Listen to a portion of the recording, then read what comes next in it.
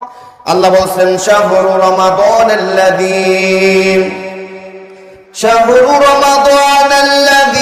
উনজিলা ফীহিল কুরআন।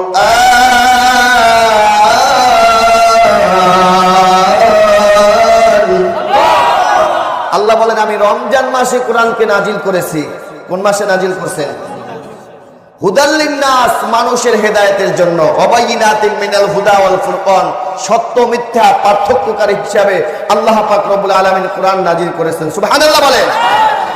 এজন্য গোলাম সাহাবায়ে কিরাম ফিজিক্স পড়েন নাই, কেমিস্ট্রি পড়ে নাই, বায়োলজি পড়ে নাই, সোশিওলজি পড়ে নাই, সোশ্যাল সায়েন্স পড়ে নাই, মেডিকেল সায়েন্স পড়ে নাই, অঙ্ক, ইংরেজি, ভূগোল, ইতিহাস, বিজ্ঞান এতগুলো সাবজেক্ট পড়ে নাই, শুধুমাত্র কোরআন পড়েছে, কোরআনটাকে আমল করেছে, কোরআনটাকে তাদের জীবনের মধ্যে মেনে নিয়েছে।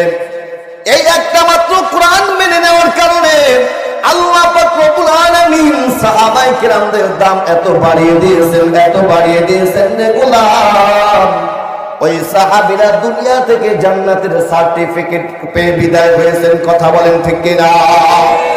তাদের সম্পর্কে আমার মালিক আয়াত নাজিল করে জানিয়েছেন রাদিয়াল্লাহু তাআলা আনহু ওয়া রাদু আনহু, সাহাবীদের প্রতি আমি রাজি, সাহাবীরাও আমার প্রতি রাজি। মাদ্রাসায় এই যে কোরআন শিক্ষা দেওয়া হয়, এটা মাদ্রাসার মধ্যে দেওয়া হয়।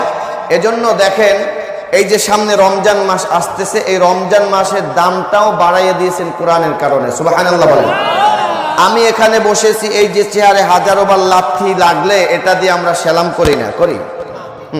কিন্তু কোরআনের সাথে একটু একটা রেহাল, একটা কাঠ দিয়েই বানানো হয়, রেহালটার সাথে থাকার কারণে একটু যদি পা লাগে সাথে সাথে সেলাম করি, ঠিক কিনা বলেন?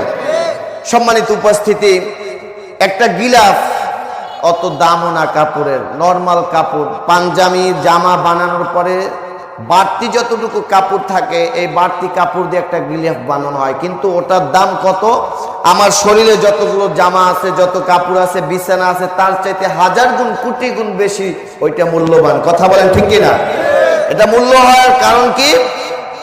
এটার মূল্যায়ন করার কারণ হচ্ছে কোরআনের সাথে সংস্পর্শ। আমার কোনো দাম নাই, কোরআনের কারণে আমার দাম। আপনার কোনো দাম নাই, আপনার ভিতরে যদি কোরআন থাকে তাহলে আপনার দাম। রমজান মাসের এমন দাম ছিল না, কিন্তু রমজানের দামও হয়েছে কেন? আল্লাহ বলছেন শাহরু রমাদানাল্লাযী